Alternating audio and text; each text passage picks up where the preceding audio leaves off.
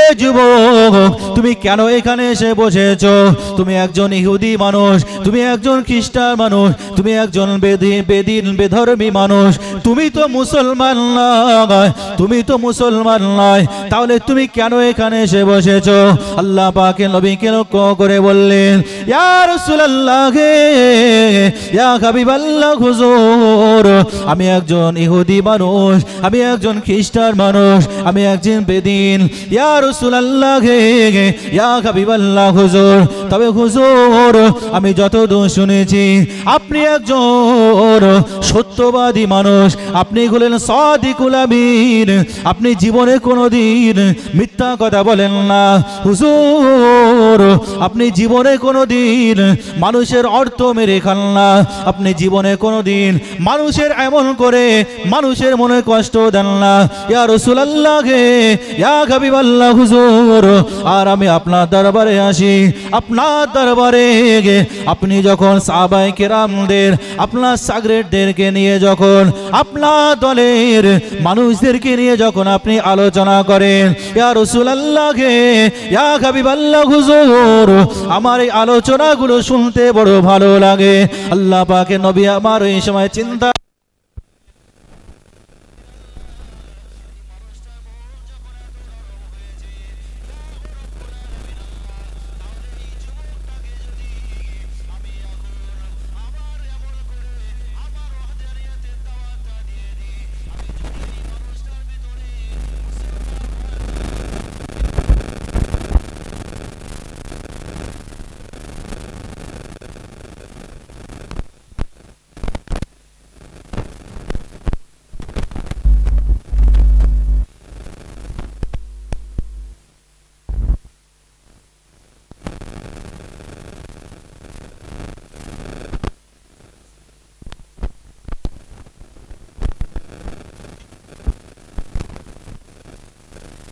মাফ করবেন, আমি আপনার আলোচনা শুনি, আপনার কথাবার্তাগুলো শুনি, ভালো লাগে ইয়া রাসূলুল্লাহ, কিন্তু আমার বাপ দাদু ধর্ম ত্যাগ করে আমি মুসলমান হতে পারবো না। আল্লাহ রাসূল আর কিছু বললেন না। একদিন যায়, দুদিন যায়, 3 দিন যায়, বেশ কয়েকদিন হয়ে গেল।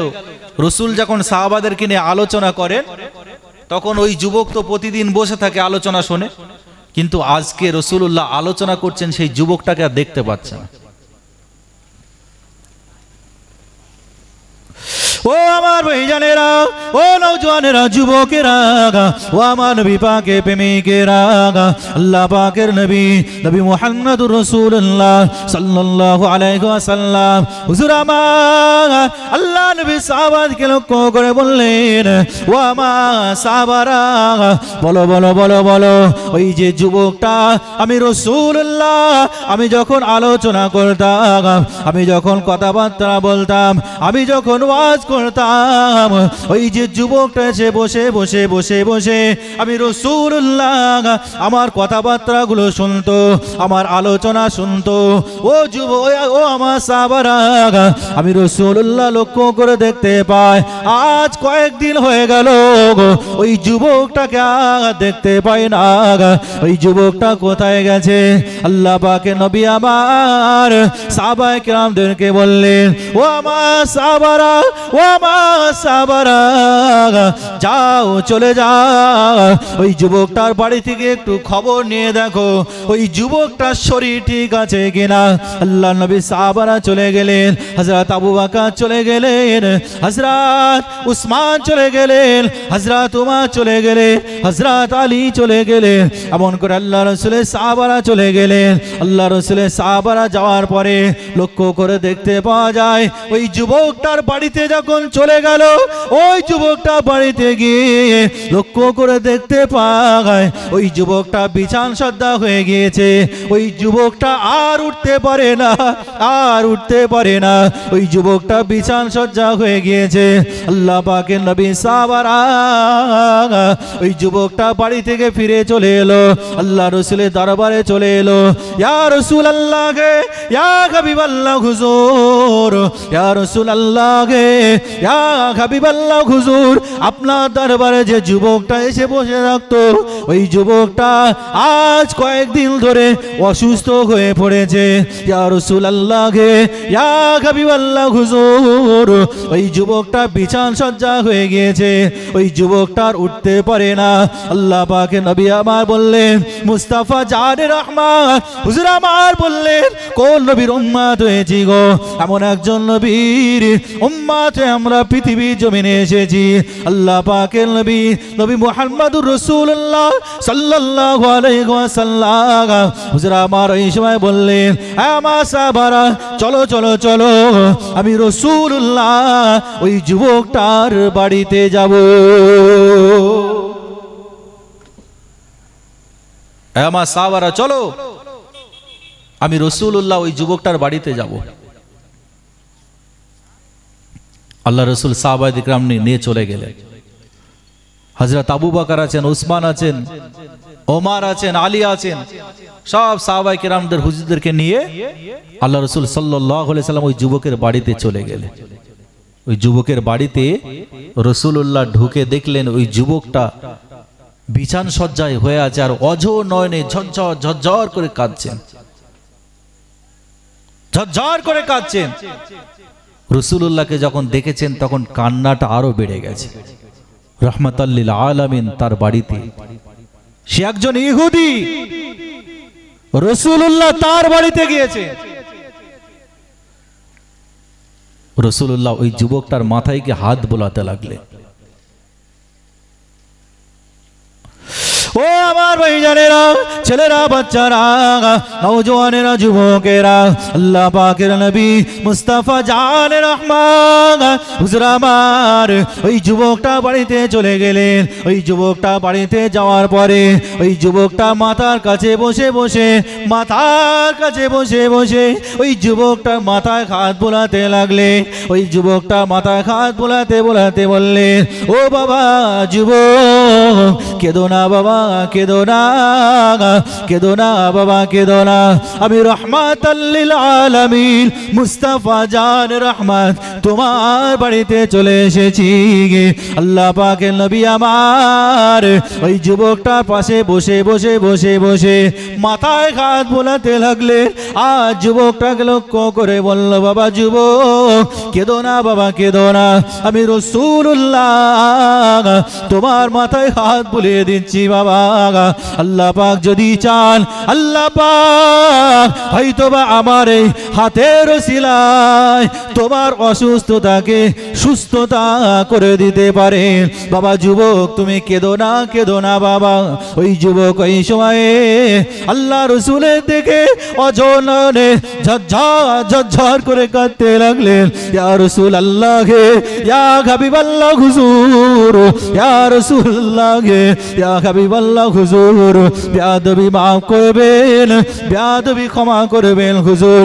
আমার বড় ভুল হয়ে গিয়েছে হুজুর, আমার বড় ভুল হয়ে গিয়েছে, আমার বড় অন্যায় হয়ে গিয়েছে।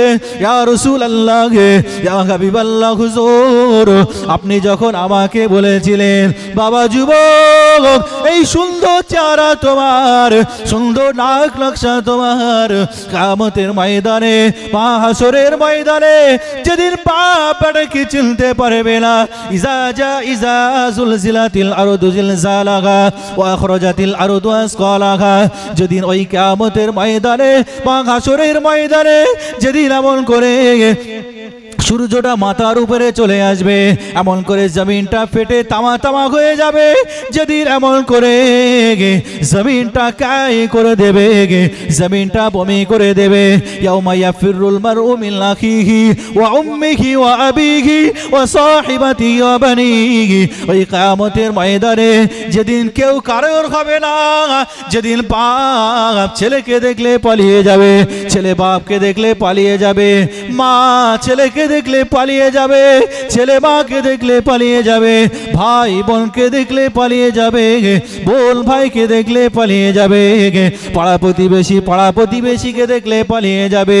যেদিন কেউ কারো হবে না গো, ওই কিয়ামতের ময়দানে, ওই মহাশরে দিলে, ও যুবক, আল্লাহ পাক তোমার এত সুন্দর চেহারাটা, এত সুন্দর নাক নকশা, এই চেহারাটাকে যদি আল্লাহ পাক জাহান্নামে দেন, আমি রাসূলুল্লাহ সহ্য করতে পারবো না। ইয়া রাসূলুল্লাহ গে, ইয়া হাবিবাল্লাহ হুজুর, কিন্তু ওই দিন আমি আপনার মুখের উপরে বলেছিলাম, ইয়া রাসূলুল্লাহ গে, ইয়া হাবিবাল্লাহ হুজুর, আমি আমার বাপ দাদা ধর্ম ছেড়ে দিয়ে ইসলামের ছায়া তলে আসতে পারবো না। ইয়া রাসূলুল্লাহ গে, ইয়া হাবিবাল্লাহ হুজুর, আমার বড় ভুল হয়ে গিয়েছে, হুজুর আমাকে মাফ করে দেন, হুজুর আমাকে ক্ষমা করে দেন। আল্লাহ নবী আমার বললেন, হে যুবক তুমি কেঁদো না, কেঁদো না, হে যুবক তুমি কেঁদো না।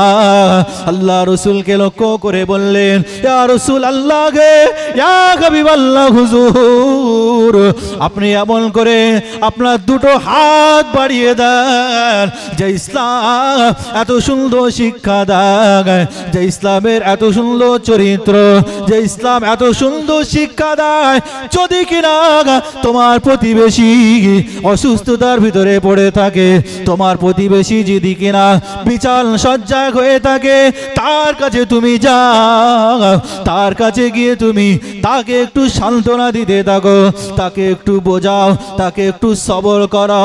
ইয়া রাসূলুল্লাহ গে, ইয়া হাবিবাল্লাহ হুজুর, না না, আর আমি আমার বাপ দাদার ধর্মে থাকবো না।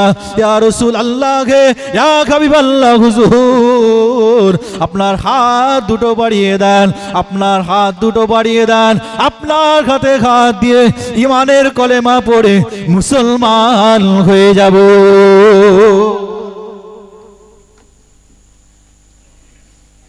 ও ভাই, তাহলে আজকে আপনি লক্ষ্য করুন, এই ঘটনা দ্বারা কি বোঝা যায়, যে ইসলাম তলোয়ারের দ্বারাই প্রতিষ্ঠিত হয়েছে বাপ? হ্যাঁ, হয়নি। ইসলাম কোনদিন তলোয়ারের দ্বারাই প্রতিষ্ঠিত হয়নি। ইসলাম প্রতিষ্ঠিত হয়েছে নীতি আদর্শের দ্বারাই। রাসূলের সাহাবাদের চরিত্র দেখে, রাসূলুল্লাহ চরিত্র দেখে ইসলাম প্রতিষ্ঠিত হয়েছে।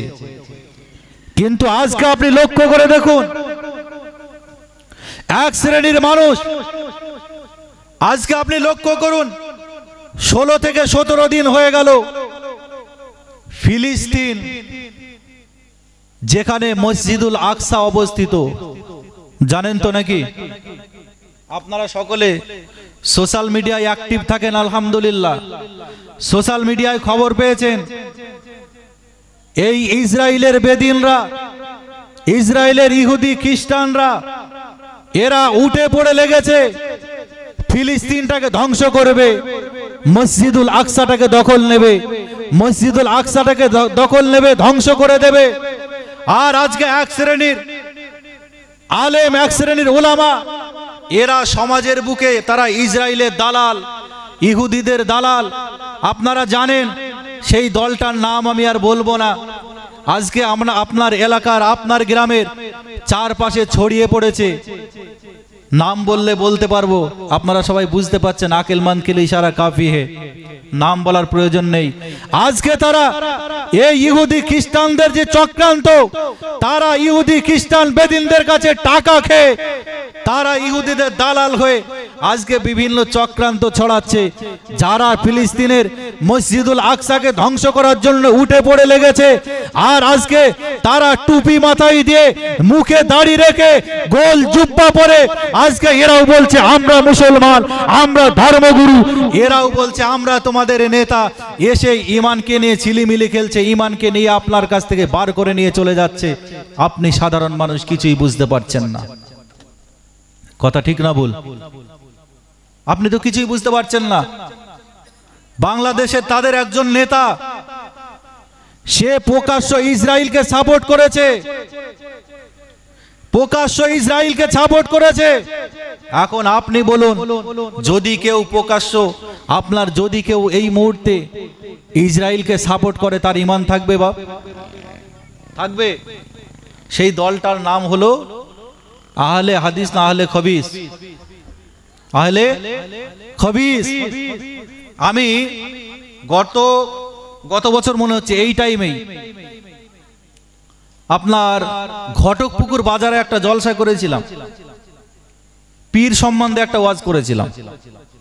এসেছি যখন দুই এক কথা বলে যাবো, অসুবিধা হবে না তো? আচ্ছা, এখন তার আগে একটুখানি বুঝুন, আপনার ঘরে আপনার বাচ্চা আছে, আপনার বাচ্চাটা ঘরের ছাদ থেকে পড়ে কিংবা গাছ থেকে পড়ে হাতে লেগেছে, হাতে চোট লেগেছে। তো হাতে চোট লাগার পরে ছটফট করছে, আপনি ডাক্তারখানায় নিয়ে গেছেন বাপ। এখন ডাক্তারখানায় নিয়ে যাওয়ার পরে ডাক্তারবাবুকে বললেন, ডাক্তারবাবু এই দেখেন না আমার ছেলেটা উপর থেকে পড়ে গিয়েছে, হাতে যন্ত্রণা হচ্ছে, ছটফট করছে। ডাক্তারবাবু বললো পড়ে গেছে, যন্ত্রণা হচ্ছে, ঠিক আছে চলো, ওটা কোনো ব্যাপার নয়। ফাটাফাট করে প্রেসক্রিপশন লিখে দিল, ফটাফট করে লিখে দিল। এখন আপনার মনে কি একবার হবে বাপ যে কি এমন ডাক্তারের কাছে এলাম রে বাবা, হাতটা একটু টিপে দেখলেও না হাতটা সরলো না, চটলো না, ফাটলো? মনে হবে তো নাকি? এখন আপনার ছেলে হাতে লেগেছে, হাতটা যদি টিপে ধরে ডাক্তারবাবু, তাহলে আপনার ছেলের হাতে যন্ত্রণা হবে, তারপরেও আপনি মা হয়ে সহ্য করবেন কেন? হাতটা যদি টিপে না ধরে তাহলে রোগটা ঠিকঠাক ভাবে ধরতে পারবে না। আর আজকে যারা এই রকম স্টেজে এটে ওয়াজ করে, আজকে যারা আমাদের মতো মাওলানা সাহেব, মলি সাহেব, হাফেজ সাহেব, আলেম সাহেব, এরা যখন এই স্টেজে উঠে ওয়াজ করে, তখন এদেরকে হক করা বলতে দেওয়া হয় বা দেওয়া হয়? হয় না। আপনার গ্রামের ইমাম সাহেব মসজিদে খুতবায় যদি সুদের বিরুদ্ধে কথা বলে, পরের দিন ইমামতি আর থাকবে? হ্যাঁ, খুব রিস্ক আছে। আর ইমামও তো মাশাআল্লাহ, ইমাম দেখছে ও হাল তেরা চাল है, मकसद तेरा माल है, लाखों का अंधा कर दिया गया। ये हाल तेरा चाल है, मकसद तेरा माल है, लाखों का अंधा कर दिया गया। মুর্দা জান্নাতে যাক জাহান্নামে যাক, আমার দেখে লাভ নেই, আমার মাল হলেই হবে, অসুবিধা নেই, কিছু করার নেই। একটা ইমাম, মসজিদের খতিব, আপনি তাকে ইমাম বলে মেলেছেন, আপনি তাকে নেতা বলে মেলেছেন, আবার তার বিরুদ্ধে আপনি কথা বলছেন, তার পিছনে কথা বলছেন। সে যখন হক কথা বলছে তখন আপনি তার পিছনে কাটিয়ে দিচ্ছেন কেন? কিসের জন্য? কেন? আপনি তো তার পিছনে ইক্তেদাই তো বিহাজাল ইমাম বলে ইক্তেদা করেছেন। তাহলে সে যখন হক কথা বলছে, শরীয়তের কথা বলছে, শরীয়তের সত্য কথাগুলো বলছে, তাহলে আপনি তখন কেন কাটি মারছেন? তো এই ঘটকপুকুর বাজারে আমি জলসা করেছিলাম পীর সম্বন্ধে। ওই তাদেরই একজন বক্তা, নামও বলছি জাহাঙ্গীর বিন বাকার, হয়তো অনেকে চেনেন। আমাকে ফোন করেছে, ভাই তুমি যে পীরের ওয়াজ করেছো, এই পীর শব্দটা কোথায় পেয়েছো? তুমি যে পীর সম্বন্ধে ওয়াজ করেছো, এই পীর সম্বন্ধটা কোথায় পেয়েছো? পীর কথাটা কোথায় পেয়েছো? আচ্ছা, আপনাদেরকে জিজ্ঞাসা করি, আপনারা যারা এখানে আছেন, আপনারা একটু শুনে নেন আজকে কথাগুলো কেন বলছি। আপনারা সাধারণ মানুষ, আমরা সাধারণ মানুষ, আমাদের এসে মাথায় কাঁঠাল ভেঙে খাচ্ছে, আমাদেরকে যা বুঝাচ্ছে সেটাই বুঝে যাচ্ছে, তাই তো? হ্যাঁ, এ তো ঠিকই বলছে, এ তো কোরআনের কথা বলছে, তো হাদিসের কথা বলছে, তো খারাপ কিছু বলেনি। কোরআনের রেফারেন্স দিচ্ছে, আয়াত নাম্বার বলছে, হাদিস নাম্বার বলছে, তাহলে তো কথা ঠিকই বলছে। আপনি তখন লাজবাব হয়ে যাচ্ছেন, জবাব দিতে পারছেন না। একটুখানি শুনে রেখে দেন। এখন আপনারা বলুন, এই কোরআন শরীফে পীর বলে কোনো শব্দ আছে বাপ? আছে? নেই। কোরআন শরীফে পীর বলে কোনো শব্দ নেই, এটা আমিও জানি। আচ্ছা, এইবার আপনাদের কাছে প্রশ্ন করি, কোরআন শরীফে নামাজ বলে কোনো শব্দ আছে? আছে নাকি? হ্যাঁ, নামাজ আছে। হ্যাঁ, মাশাআল্লাহ, বুঝছেন? তাহলে কোরআন শরীফের নামাজ বলে কিছু নেই, কোরআন শরীফের রোজা বলে কিছু নেই। কেন? কোরআনটা হলো আরবি ভাষায়, আর পীর শব্দটা হলো ফার্সি শব্দ। কথা বুঝে এসছো তো নাকি? পীর শব্দটা ফার্সি শব্দ। এখন বাপ, ওই গাধা, ওই মূর্খটা, ও যে কোরআন শরীফ আরবি ভাষায়, আর আরবি ভাষার ভিতরে ও ফার্সি শব্দ খুঁজছে, ওর মতো গাধা আর কেউ আছে? আমি তখন বললাম, ভাই কোরআন শরীফটা কোন ভাষায় লেখা? বলছে আরবি ভাষায়। হ্যাঁ, গুড। তাহলে পীর শব্দটা কি শব্দ? বলছে ফার্সি শব্দ। তাহলে কোরআন শরীফে পীরটা থাকবে কি করে? বলছে তাহলে তোমরা মানো কেন? আমি বললাম, ভাই মানি কেন তো? ঠিক আছে, তুমি নামাজ পড়ো। বলছে হ্যাঁ নামাজ পড়ি। নামাজ কেন পড়বো না? আল্লাহ নামাজ পড়তে বলেছে। কোথায় বলেছে? আল্লাহ কোথায় বলেছে নামাজ পড়তে? আল্লাহ কোথায় বলেছে রোজা করতে? তাহলে করো কেন? বলছে না, সালাত আছে। লাইনে এসো, এতক্ষণ পর লাইনে এসো। সালাত আছে, রোজা নেই, সওম আছে। আমি বললাম নামাজ নেই, সালাত আছে, রোজা নেই, সওম আছে, পীর নেই, ওলি আছে, ওলি গিয়া মুর্শিদা আছে। আল্লাহর কোরআন পরিষ্কার অক্ষরে জানিয়ে দিচ্ছেন, আলা ইন্না আউলিয়া আল্লাহি লা খাউফুন আলাইহিম ওয়া লা হুম ইয়াহজানুন। আরে মিয়া, তুমি তোমার ভাষায় বলো শায়েখ, তোমার ভাষায় বলো উস্তাদ, আমরা আমাদের ভাষায় বলি পীর। অসুবিধা আছে? হ্যাঁ, এইবার মাথায় রাখবেন, এই পীর শব্দটা নিয়ে অনেক গন্ডগোল আছে। এই পীর মানে আবার মাজারের কথা চলে আসবে। এসেছি যখন একটু বলে যাই, ওষুধ দিয়ে যাবো, অসুবিধা নেই তো বাপ? হ্যাঁ, গ্যাসের ট্যাবলেট, এখন যদি আপনি গ্যাসের ট্যাবলেটও খান আর চপও যদি একই সাথে খান, তাহলে কাজ হবে? কাজ হবে না, যে কোনো একটা খেতে হবে। তাহলে এখন এই পীর আমরা যারা মানি, আমাদের ভিতরে কিছু কিছু মানুষ আছে যারা আমরা সত্যিই শিরক করে ফেলি, শিরকের লাইনে চলে গেছি আমরা। পীর মানি, আলহামদুলিল্লাহ, ভালো জিনিস, কিন্তু তাই বলে এটা নয় মাজারে গিয়ে সেজদা করব, মাজারে গিয়ে পীরের কাছে চাইবো, ওলির কাছে চাইবো। হ্যাঁ, আপনি ওসিলা দিতে পারেন, চাইতে পারেন, কিন্তু তাই বলে এটা নয় আপনি মাজারে গিয়ে হাত পাতবেন, মাজারে গিয়ে বলবেন বাবা দাও, এটা নয়। তাহলে তোমরা তোমার ভাষায় বলো শায়েখ, তোমরা তোমার ভাষায় বলো উস্তাদ, আমরা আমাদের ভাষায় বলি পীর। এবার মিলিয়ে নেন, আল্লাহ পাক কুরআনুল মাজিদের ভিতরে বলছেন, পরিষ্কার অক্ষরে আল্লাহর কোরআন জানিয়ে দিয়েছে, আল্লাহ পাক রব্বুল আলামিন বলছেন কদ আফলাহাল মুমিনুন। তাহলে ওলি কারা? ওলি হবে তারা যারা মুমিন বান্দা হবে, আল্লাহর মাহবুব বান্দা হবে, আল্লাহর পিয়ারা বান্দা যারা হবে তারাই হবে ওলি।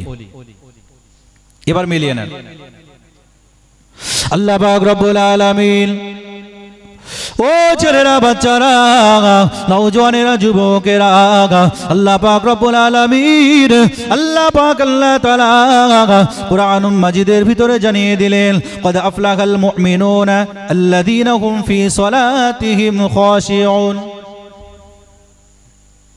আল্লাহ বলে দিচ্ছেন সূরা মুমিন, কোরআন শরীফের 23 নম্বর সূরা, মুমিন ব্যক্তিদের কিছু লক্ষণ বলে দিচ্ছে। আল্লাহ পাক রব্বুল আলামিন জানিয়ে দিলেন, ও ছেলেরা, বাচ্চারা, নওজওয়ানেরা, যুবকেরা, আল্লাহ পাক রব্বুল আলামিন, আল্লাহ পাক আল্লাহ তাআলা কুরআনুল মাজিদের ভিতরে বললেন, কদ আফলাহাল মুমিনিন। আয় আমার বান্দারে, আয় আমার বান্দি, আমি আল্লাহ তোদেরকে জানিয়ে দিলাম বান্দা, কদ আফলাহাল মুমিনুনা, তোরা যদি আমার মুমিন বান্দা হতে চাস, আমার মাহবুব বান্দা হতে চাস, আমার প্যারা বান্দা হতে চাস, আমি আল্লাহ জানিয়ে দিলাম। এক নম্বর হলো আল্লাযীনা হুম ফি সালাতিহিম খাশিউন। আমার বান্দা, আমি আল্লাহ পাক রব্বুল আলামিন জানিয়ে দিলাম, আমার মুমিন বান্দা যারা হবে, আমার মাহবুব বান্দা যারা হবে, আমার প্যারা বান্দা যারা হবে, দুনিয়া জমিনে তারা জীবনে কোনোদিন নামাজ ছাড়বে না, নামাজ ছাড়বে না, নামাজ ছাড়বে না। ও জওয়ানেরা, যুবকেরা, আল্লাহ পাক রব্বুল আলামিন জানালেন, বান্দারে শুধু তাই নয়, তারা নামাজ তো ছাড়বে না, শুধু তাই নয়, বরঞ্চ তারা যখন নামাজ পড়বে, তারা তাদের নামাজের ভিতরে খুশু খুজুর সাথে নামাজ পড়বে, আস্তে আস্তে ধীরে সুস্থে নামাজ পড়বে। তাহলে মুমিন ব্যক্তির এক নম্বর লক্ষণ হলো তারা যখন নামাজ পড়বে, আল্লাযীনা হুম ফি সালাতিহিম খাশিউন, তারা যখন নামাজ পড়বে, তারা তাদের নামাজকে ধীরে সুস্থে খুশু খুজুর সাথে নামাজ পড়বে। ও বাপ, এবার গায়ে লেগে যাবে। এবার আপনার গ্রামের রমজান মাসের কথা একটুখানি ভেবে দেখুন। রমজান মাসে যখন তারাবি হয়, তারাবি আস্তে আস্তে হয় তো নাকি? হ্যাঁ, এবার গায়ে লেগে যাবে বাপ। ও আমার ভাইজানেরা, নওজওয়ানেরা, যুবকেরা, আজকে সমাজে লক্ষ্য করলে দেখতে পাওয়া যায়, আমাদের যখন মসজিদে তারাবি হয়, যখন আমরা রমজান মাস আসে, রমজান মাস আসা মানে আমরা তারাবি পড়তে শুরু করে দিই। ও নওজওয়ানেরা, যুবকেরা, ও নবী পাকের প্রেমিকেরা, এমন করে লক্ষ্য করে দেখতে পাওয়া যায় যে জীবনে কোনোদিন নামাজ পড়ে না, যে জীবনে কোনোদিন মসজিদ মুখ হলো না, রমজান মাস যখনই আসলো সে কিন্তু তারাবি পড়তে, এমন করে রমজান মাসে তারাবি পড়তে চলে যায়। আর তারাবি পড়তে গিয়ে সামনের কাতারে দাঁড়িয়ে দাঁড়িয়ে, সামনের কাতারে দাঁড়িয়ে দাঁড়িয়ে ইমাম সাহেব যদি একটু স্লো তারাবি পড়ায়, তখন গলা কাকার দেয়, দেয় না, দেয় না, তার মানে হুজুর একটু লেট হচ্ছে। কথা অসুবিধা হচ্ছে নাকি? অসুবিধা হয়নি তো? বলে হুজুর একটু জোরে পড়াও, এত লেট করলে হয় নাকি? এমন করে লক্ষ্য করে দেখতে পাওয়া যায়, তারাবি যখন হয় আমাদের ঘরের ছেলেরা, এমন করে লক্ষ্য করে দেখতে পাওয়া যায় যেন মনে হচ্ছে ব্যায়াম করছে, এমন করে শুধু সেজদায় কোন রকম যাচ্ছে আর উঠছে, যাচ্ছে আর উঠছে, যেন মনে হচ্ছে চেন্নাই এক্সপ্রেস। কিন্তু আল্লাহ বললেন, এক নম্বর যারা মুমিন ব্যক্তি হবে, আল্লাহর মুমিন বান্দা যারা হবে, ওই বান্দাগুলো তারা যখন নামাজ পড়বে, ওই নামাজ তারা খুশু খুজুর সাথে আদায় করবে, ধীরে সুস্থে নামাজ আদায় করবে। এটা হলো মুমিনের এক নম্বর লক্ষণ। এখন আমার জওয়ান যুবক ভাইরা বলবে, হুজুর এতক্ষণ তো বেশ ভালোই ওয়াজ হচ্ছিল, এতক্ষণ নবীর মোহাব্বতের কথা হচ্ছিল, এতক্ষণ নবীর ভালোবাসার কথা হচ্ছিল, হুজুর আবার নামাজ কেন ধরলে? আমার গ্রামে যিনি ইমাম সাহেব আছে, উনি মসজিদে খুতবায় 5 ওয়াক্ত নামাজে, আমার গ্রামের ইমাম সাহেব যখনই ওঠে তখনই বলে নামাজ পড়ো। আমার গ্রামের মৌলানা সাহেব যখনই দেখা হয় তখনই বলে নামাজ পড়ো। আমার গ্রামের হাবেজ সাহেব যখনই দেখা হয় তখনই বলে নামাজ পড়ো। আজকে আমরা কষ্ট করে এত টাকা দিয়ে তোমাকে ভাড়া করে নিয়ে এলাম, তুমিও সেই নামাজের কথা বলছো। বলে হুজুর নামাজের কথা তো সবাই বলে, আমার গ্রামের হাবেজ সাহেব সে সবসময় নামাজের কথা বলে, ইমাম সাহেব সবসময় নামাজের কথা বলে, আজকে কত শখ করে তোমাকে ভাড়া করে নিয়ে এলাম, তুমিও নামাজের কথা বলছো। ও মুসলমান ঘরের ছেলেরা, নওজওয়ানেরা, যুবকেরা, আজকে আমার জওয়ান যুবক ঘরের ছেলেদেরকে যখন বলি ভাই নামাজ পড়ো, নামাজ পড়ো, ও আমার ভাইয়েরা, আমার জওয়ান যুবক ভাইয়েরা বলে হুজুর তোমরা মাদ্রাসায় পড়াশোনা করেছো, তোমরা করবে নামাজ, নামাজ, নামাজ, আমরা করব সমাজ, সমাজ, সমাজ, তোমরা করবে ভাত, ভাত, ভাত, আমরা করব মদ, মদ, মদ, উঠতি বসে ফুর্তি করব, ধরা পড়লে ধনঞ্জয়, না পড়লে ফুল এনজয়। বলে হুজুর তোমরা মাদ্রাসায় পড়েছো, তোমরা বেশি বেশি করে নামাজ পড়ো, আমরা এই উঠতি বসে এখন এত নামাজ কেন করব? বলে হুজুর এখনো অনেক টাইম বাকি আছে। ও মুসলমান ঘরের ছেলেরা, ও নওজওয়ানেরা, যুবকেরা, আল্লাহ পাক রব্বুল আলামিন এক নম্বরে বলে দিলেন আল্লাযীনা হুম ফি সলাতিহিম খাশিউন। বান্দা যখন নামাজ পড়বে, মুমিন বান্দা যখন নামাজটা আদায় করবে, খুশু খুজুর সাথে আদায় করবে, আস্তে আস্তে ধীরে সুস্থে নামাজ আদায় করবে, এটা হলো মুমিনের এক নম্বর লক্ষণ। দ্বিতীয় নম্বরে আল্লাহ পাক রব্বুল আলামিন জানিয়ে দিলেন আল্লাযীনা হুম আনিল লাগবি মুরিদুন। আল্লাহ পাক রব্বুল আলামিন, ও নওজওয়ানেরা, যুবকেরা, ও আমার নবী পাকের প্রেমিকেরা, আল্লাহ পাক রব্বুল আলামিন, আল্লাহ পাক আল্লাহ তাআলা দ্বিতীয় নম্বরে বললেন মুমিনের লক্ষণ হবে তারা যখন মানুষের সাথে কথাবার্তা বলবে, মানুষের সাথে যখন তারা বাক্যালাপ করবে, না তারা কোনো দিন উচ্চ স্বরে কথা বলবে না, তারা কখনো জোরে গলায় কথা বলবে না, তারা সর্বসময় আস্তে আস্তে শান্তি বজায় রেখে তারা কথা বলবে।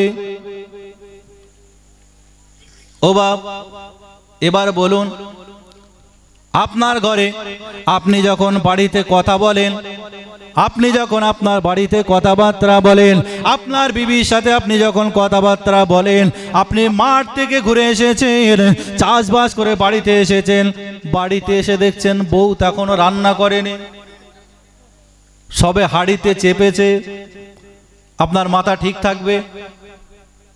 থাকবে তো নাকি? থাকবে না। ও নওজওয়ানেরা, যুবকেরা, ও নবী পাকের প্রেমিকেরা, আল্লাহ পাক রব্বুল আলামিন বললেন মুমিন ব্যক্তি যে হবে কোনোদিন সে চড়া গলায় কথা বলবে না, মানুষকে কষ্ট দেবে না, মানুষের উপরে কথাবার্তা বলবে না। ও নওজওয়ানেরা, যুবকেরা, ও নবী পাকের প্রেমিকেরা, কিন্তু আমাদের সমাজে লক্ষ্য করলে দেখতে পাওয়া যায় আজকে আমরা সব সময় ঘরে যখন স্ত্রীর সাথে কথা বলি, ছেলে মেয়েদের সাথে কথা বলি, আমরা যখন ঘরে কারোর সাথে কথা বলি, সব সময় যেন হট টেম্পার হয়ে আছে 440। এটা মুমিনের লক্ষণ নয়। মুমিনের লক্ষণ হবে তার আচার আচরণ, চরিত্রটা হবে নরম, নম্র, ভদ্র, এটা হবে মুমিনের লক্ষণ। তাহলে দুটো হলো, এক নম্বর হলো সালাত, আর দ্বিতীয় নম্বর হলো সে যখন কথাবার্তা বলবে ধীরে সুস্থে আস্তে আস্তে কথাবার্তা বলবে। ও আমার ভাইজানেরা, ছেলেরা, বাচ্চারা, নওজওয়ানেরা, যুবকেরা, আল্লাহ পাক রব্বুল আলামিন, আল্লাহ পাক আল্লাহ তাআলা তৃতীয় নম্বরে এইবার বলে দিলেন, আল্লাহ পাক রব্বুল আলামিন বললেন আল্লাযীনা হুম লিযাকাতি ফাইলুন। আল্লাহ পাক রব্বুল আলামিন জানিয়ে দিলেন তৃতীয় নম্বরে আল্লাহ পাক বললেন যারা আমার মুমিন বান্দা হবে, যারা আমার মুমিন ব্যক্তি হবে, তারা আমি আল্লাহ আমার দেয়া শরীয়তের হুকুম, আমার দেয়া শরীয়তের বিধান, তার বড় দুঃখ লাগে, বড় কষ্ট লাগে। একদিকে জলসা হয়, আর এই জলসার উদ্দেশ্যে করে আরেকদিকে যে দোকান পাশারি বসে, এখানে যদি 100 লোক থাকে সেখানে 1000 লোক থাকে। কথা ঠিক বললাম না ভুল বললাম? তো কেন একটুখানি বুঝুন, আমি আলোচনা এখনো শুরু করিনি। আচ্ছা, আপনাদের এদিকে ধান চাষ হয় তো নাকি? একটু কথা বলেন। হয়তো হয়। আচ্ছা, ধান চাষের আগে আপনার জমিতে যখন চাষটা সব দেওয়া হয়ে গেল, চাষ দেওয়ার পরে এইবার লক্ষ্য করে দেখতে পাওয়া যায় যখন পানি দেওয়া হবে তার আগে ওই সাইডে কাদা দেয় না? আলের সাইডে দেয় তো নাকি? দেয়। কিসের জন্য দেয় ভাই? একটা জমির পানি আর একটা জমিতে যেন না চলে যায়। কিন্তু সমাজে বাপ এখনো এমন মানুষ আছে, অনেক মানুষ এখন আছে, আলহামদুলিল্লাহ। আমি যা বলছি সেই জীবনতলা থেকে ওইদিকে বলছি, এখানে বলিনি, কারণ এমনি একটা ভাঙা মতো গাড়ি নিয়ে এসেছি, হয়তো সেটাও আর বাড়ি যাবে না। অতএব যা বলছি জীবনতলা থেকে দূরে বলছি। আপনারা ভালো আলহামদুলিল্লাহ। তো আলহামদুলিল্লাহ আমাদের সমাজে এখনো এমন মানুষ আছে যে যারা কিনা ইচ্ছাকৃতভাবে দেখছে জমির আমার জমির আপনার অন্য জমির পানি আমার জমিতে আসছে, সে বন্ধ করে দেওয়া বাদ দিয়ে পা দিয়ে আরো টিপে দিয়ে খুলে দেয়। আছে না নাই? আছে। তো আমি আলোচনা শুরুতেই এই ভালো করে আলটা বেঁধে নিচ্ছি, যাতে একটা জমির পানি আর একটা জমিতে না চলে যায়। এখন এই গভীর রাত্রে ওয়াজ, চাষিবাসী এলাকার মানুষ, এখানে দিন মজুর খেটে খাওয়া মানুষ, 10:30 11টা মানে অনেক রাত। তো এখন আমি কি ওয়াজ করব আর কালকে চায়ের দোকানে কি আলোচনা হবে আর আমার গোষ্ঠী উদ্ধার করে ছেড়ে দেবে, এটা আমি জানি না। তো সেই জন্যে আলোচনা শুনতে গেলে বক্তা শ্রোতার অ্যাডজাস্টমেন্ট থাকতে হবে। বক্তা কি বলছে সেটা ভালো করে ধ্যান দিয়ে অ্যাটেনশন দিতে হবে, তারপরেই আপনি বুঝতে পারবেন। না হলে ওই বাজারেও ঘুরবো আর ঘরে লোক কুটুম এসেছে তাদেরকেও খাওয়াবো আর ওয়াজও শুনবো। সেই ট্রেনে একটা লোক যাচ্ছে, তো যেতে যেতে এখন রাত্রে, গভীর রাত্রে একটা হকার উঠেছে, সে বলছে তরকারি রুটি, তরকারি রুটি, তরকারি রুটি। তো এখন এক যুবক, সে ঘুমাচ্ছিল, ঘুম থেকে উঠে ও শুনেছে সরকারি রুটি। বুঝতে পেরেছেন? ও শুনেছে সরকারি রুটি। ও এখন উঠে বলছে কই দাও। এ মোটামুটি নিয়ে গুপগাপ খেয়েছে। খাওয়ার পরে যখন খাওয়া শেষ হয়েছে, এইবার বলছে কই ভাই টাকা দাও। ও তখন জারি, টাকা মানে কিসের টাকা? বাহ, তুমি খেলে গুপগাপ করে খেয়ে নিলে, আর খেয়ে দে এখন বলছো টাকা, কিসের টাকা? ও তখন অবাক হয়েছে, আরে এক্ষুনি তো তুমি বললে সরকারি রুটি, তাও টাকা কিসের আবার? তো সেই জন্যে আলোচনা শুনতে হবে, একটু গভীরভাবে মনোযোগ দিয়ে শুনুন। ভাই, আপনার শিয়ালদা থেকে যে ট্রেনগুলো যায়, দিল্লি বলুন, আজমির বলুন, আপনার পাঞ্জাব বলুন, ব্যাঙ্গালোর বলুন, দূরপাল্লার যে ট্রেনগুলো যায়, ওই ট্রেনগুলোর কটা কম্পার্টমেন্ট থাকে বাপ বলতে পারবেন?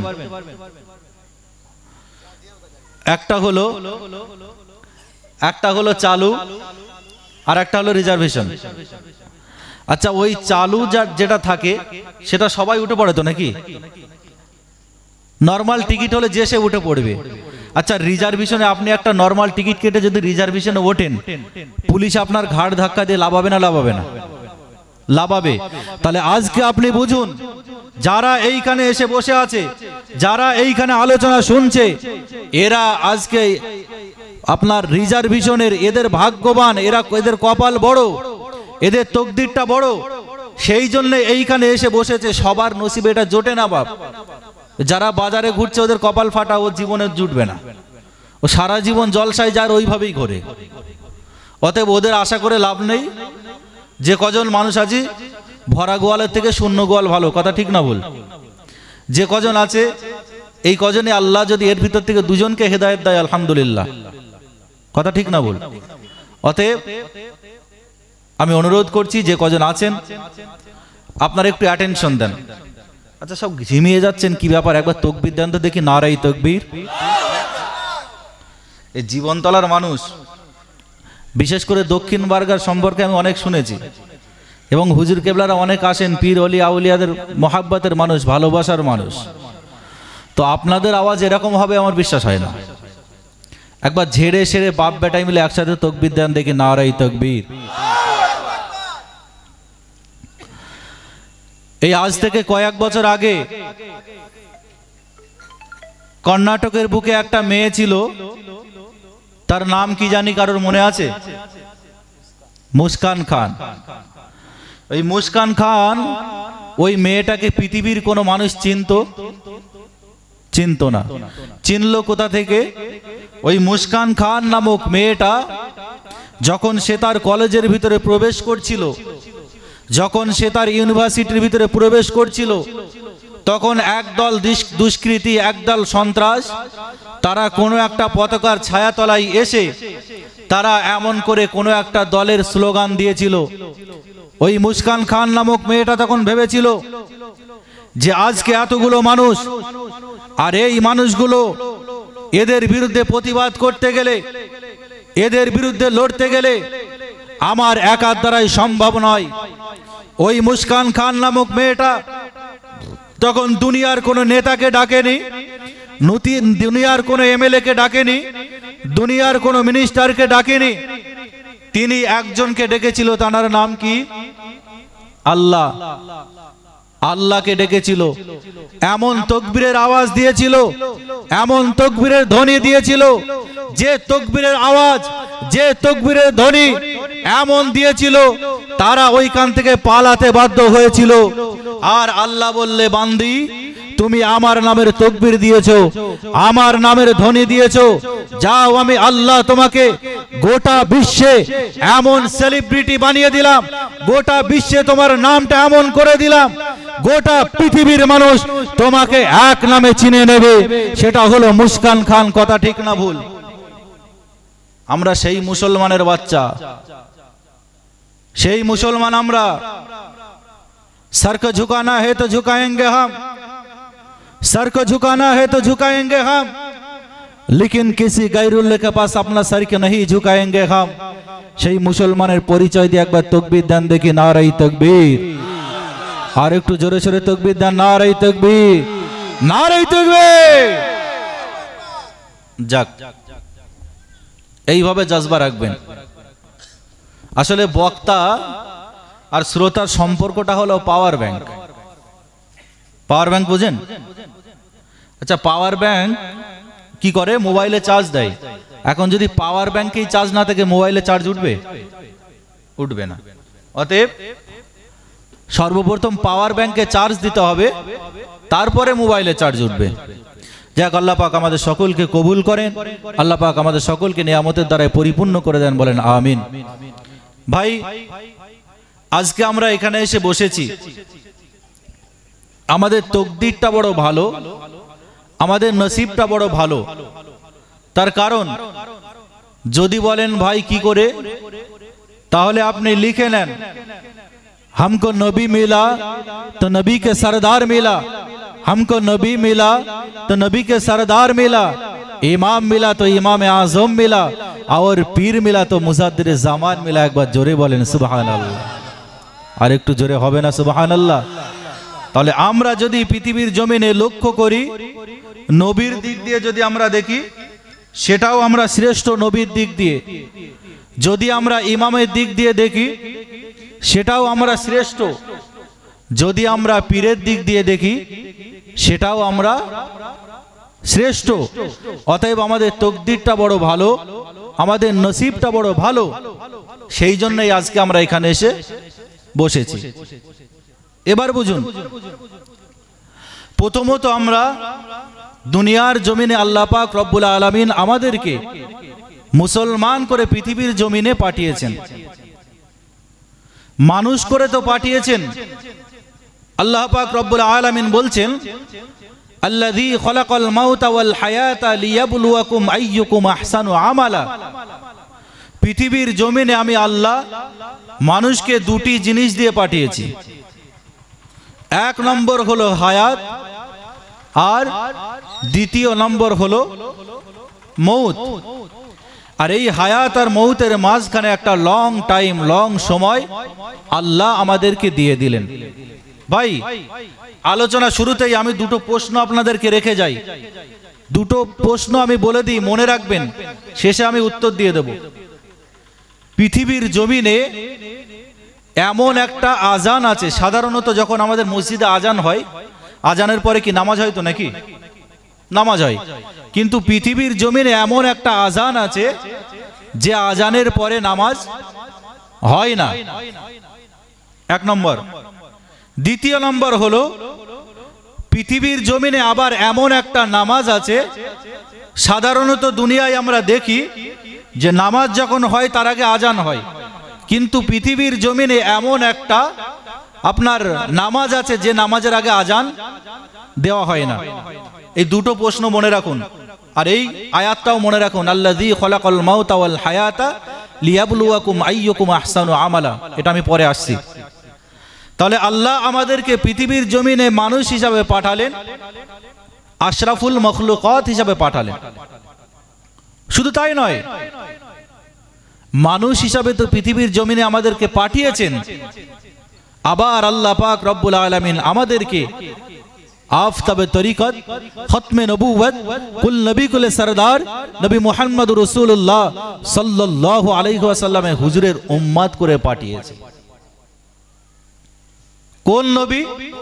हम बोले तो बात बोले, रसूल बोले तो हदीस बोले, हम सो जाए तो ख्वाब, रसूल सो जाए तो रास्ते सवाल और जवाब, हम कानून बनाए तो शिद्दत हो, रसूल कानून बनाए तो हुज्जत हो। हमारे नबी जादूगर नहीं गए, हमारे नबी आफताबे तरीकत है, हमारे नबी खत्मे नबूवत है, हमारे नबी शम्सुद्दुहा है, बद्रुद्दुजा है, और हर मरीज का शिफा है, जिनके तारीफ करने वाला खुद खुदा है। जोरे बोलें सुभान अल्लाह। সেই নবীর উম্মত হয়ে আমরা পৃথিবীর জমিনে এসেছি, সেই নবীর উম্মত হয়ে আমরা পৃথিবীর জমিনে এসেছি। তাহলে আমাদের নেতা হলো কে? কথা বলেন, নেতা কে? হযরত মুহাম্মদ সাল্লাল্লাহু আলাইহি ওয়াসাল্লাম। সেই নেতা সম্পর্কে আমি যদি প্রমাণ দিই, আমি যদি পরিচয় দিই, এখন আমি যদি আমার বাপের কথা বলি, আমার বাপ ভালো, সেটা ভালো হবে? নাকি পাড়ার মানুষ দুটো যদি অন্য মানুষ বলে যে তোমার বাপ ভালো, সেটা ভালো হবে? নিশ্চয়ই সেটা ভালো হবে। তো আল্লাহ পাক রব্বুল আলামিন হাবিবকে দুনিয়ার জমিনে পাঠালেন। তাহলে নবী হলো মুসলমানের ঈমান। মুসলমান তো বলবেই, মুসলমান তো এটা স্বীকার করবে যে হ্যাঁ, হযরত মুহাম্মদ সাল্লাল্লাহু আলাইহি ওয়াসাল্লাম তিনি একজন পৃথিবীর জমিনে শ্রেষ্ঠ মহামানব, মহামনীষী, এটা বলবে। কিন্তু আজকে যারা এই মোবাইল ইউজ করেন, এই মোবাইলে আপনি গুগল বলে একটা অপশন আছে, এই গুগলটা সার্চ করেন, গুগলে গিয়ে আপনি লেখেন who is the best man in the world, এই গুগল আপনাকে উত্তর দিয়ে দেবে best man in the world হযরত মুহাম্মদ সাল্লাল্লাহু আলাইহি ওয়াসাল্লাম। একবার জোরে বলেন সুবহানাল্লাহ। তাহলে গুগলটা কাদের তৈরি করা? কোন মুসলমানের বাচ্চা নয়। এই গুগলটা যারা তৈরি করেছিল তারা ছিল ইহুদি, খ্রিস্টান, বেদিন। তাহলে সেই ইহুদি, খ্রিস্টান, বেদিনেরা তারা প্রমাণ দিচ্ছে, তারা বলে দিচ্ছে যে হযরত মুহাম্মদ সাল্লাল্লাহু আলাইহি ওয়াসাল্লাম হলেন পৃথিবীর জমিনে মহামানব, শ্রেষ্ঠ মনীষী। তাহলে এর থেকে আর কি হতে পারে? আল্লাহ পাক রব্বুল আলামিন ও আমার ভাইজানেরা, নওজওয়ানেরা, যুবকেরা, আলোচনা একটু বোঝার চেষ্টা করেন। আল্লাহ পাক রব্বুল আলামিন, আল্লাহ পাক আল্লাহ তাআলা কুরআনুল মাজিদের ভিতরে জানিয়ে দেন ওয়া মা আরসালনাকা ইল্লা রাহমাতাল লিল আলামিন। ও আমার ভাইজানেরা, নওজওয়ানেরা, যুবকেরা, আল্লাহ পাক রব্বুল আলামিন, আল্লাহ পাক আল্লাহ তাআলা কুরআনুল মাজিদের ভিতরে জানিয়ে দিলেন ওয়া মা আরসালনাকা ইল্লা রাহমাতাল লিল আলামিন। আমি আল্লাহ জানিয়ে দিলাম পৃথিবীর জমিনে আমার নবীকে, পৃথিবীর জমিনে আমি আল্লাহ সব মানুষের জন্য রাহমাতাল লিল আলামিন করে পাঠিয়েছি। আরো জোরে বলেন সুবহানাল্লাহ। ও নওজওয়ানেরা, যুবকেরা, ও আমার নবী পাকে প্রেমিকেরা, আলোচনা একটু বোঝার চেষ্টা করেন। আল্লাহ পাক রব্বুল আলামিন পৃথিবীর জমিনে আল্লাহ পাক আমার আপনার নবীকে পৃথিবীর জমিনে পাঠিয়েছেন। শুধু তাই নয়, শুধু মুসলমানের জন্য রহমত স্বরূপ করে পাঠাননি। আল্লাহ পাক পৃথিবীর জমিনে যত ধর্মের মানুষ আছে আছে, সেটা ইহুদি হতে পারে, সেটা খ্রিস্টান হতে পারে, সেটা বেদিন হতে পারে, এমন করে সেটা শিখ হতে পারে, সেটা ঈসাই হতে পারে, বৈধ হতে পারে। ও জওয়ানেরা, যুবকেরা, আল্লাহ পাক রব্বুল আলামিন জানিয়ে দেয় বান্দারে, আমি আল্লাহ পাক শুধু মুসলমানের জন্য রাহমাতাল লিল আলামিন করে পাঠাইনি রে বান্দা। আমি আল্লাহ জানিয়ে দিলাম আমার হাবিবকে মুস্তাফা জান রহমতকে মুসলমানের জন্য যেমন রহমত করে পাঠিয়েছি, একজন বিধর্মীর জন্য, একজন ইহুদি খ্রিস্টান বেদিনের জন্য আমি আল্লাহ তেমন করে রহমত করে পাঠিয়ে দিয়েছি। আরো জোরে বলেন সুবহানাল্লাহ। আল্লাহ আমার হাবিবকে পৃথিবীর জমিনে পাঠিয়েছেন রহমাতাল লিল আলামিন করে। তবে শুধু মুসলমানের জন্য নয়, আল্লাহ বলছেন। তাহলে শুধু বললে হবে না, প্রমাণটা নিয়ে নেন। আল্লাহ রাসূল সাল্লাল্লাহু আলাইহি ওয়াসাল্লাম হুজুর আমার মসজিদে নববী শরীফে সাহাবায়ে কিরাম হুজুরদেরকে নিয়ে ওয়াজ করছেন, আলোচনা করছেন। তো রাসূলুল্লাহ দেখতে পেলেন একজন যুবক, খুব সুন্দর তার চেহারা, খুব সুন্দর তার নাক নকশা। হুজুর আলোচনা করছেন, আলোচনা করতে করতে ওই যুবকটাকে বলল, যুবক তোমার নাম কি, কোথায় তোমার বাড়ি? তো ওই যুবক তখন বলল, হুজুর আমার নাম অমুক, আর আমি একজন ইহুদি খ্রিস্টান, আমি মুসলমান নয়। আল্লাহ রাসূল সাল্লাল্লাহু আলাইহি ওয়াসাল্লাম হুজুর বললেন, তাহলে তুমি কেন এখানে এসে বসেছো? মুসলমান ঘরের ছেলেরা, নওজোয়ান যুবকেরা, ও ছেলেরা, বাচ্চারা, নওজোয়ানেরা, যুবকেরা, আলোচনা একটু বোঝার চেষ্টা করেন। আল্লাহ পাকের নবী মুস্তাফা জানে রহমত হুজুর আমার ওই লোকটাকে, ওই যুবকটাকে বললেন,